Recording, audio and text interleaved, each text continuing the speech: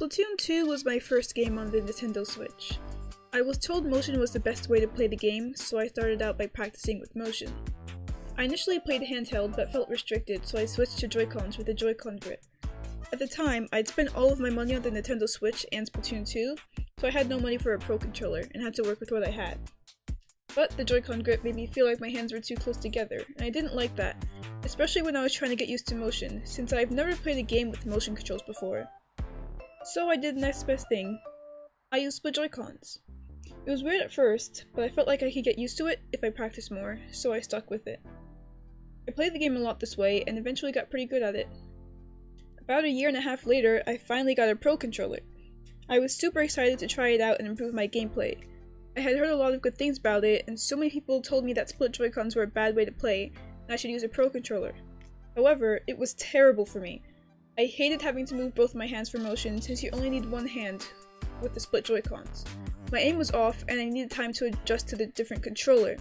I can understand why a sticks user wouldn't want to switch to motion after a long time. It takes a while to get used to it and can be really frustrating when you're underperforming. I did like the buttons and sticks on the Pro Controller more though, and I think something like Pro Joy-Cons would be a cool concept that I'd love to try. But that wasn't enough for me to want to invest the time and effort into learning a new controller, and I'm happy where I am right now. I realized that I played fine with my split Joy-Cons and I shouldn't feel the need to adjust to other people's wants. I'm always striving to improve my gameplay with Joy-Cons and prove that split Joy-Con users can be just as good as Pro Controller users. And same with stick users, honestly. I know a few people that easily get top 500 with sticks, and there are a lot of good players on handheld as well that you never would have guessed played that way.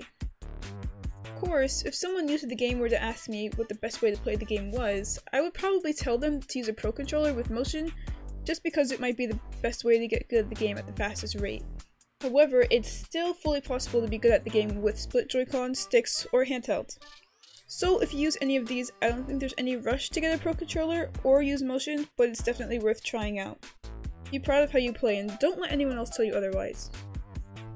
Here's a comparison of me using Pro Controller versus me using split Joy-Cons. I feel like with Joy-Cons, my flicks are more accurate than on the Pro Controller, where I rely more on sticks rather than the actual motion.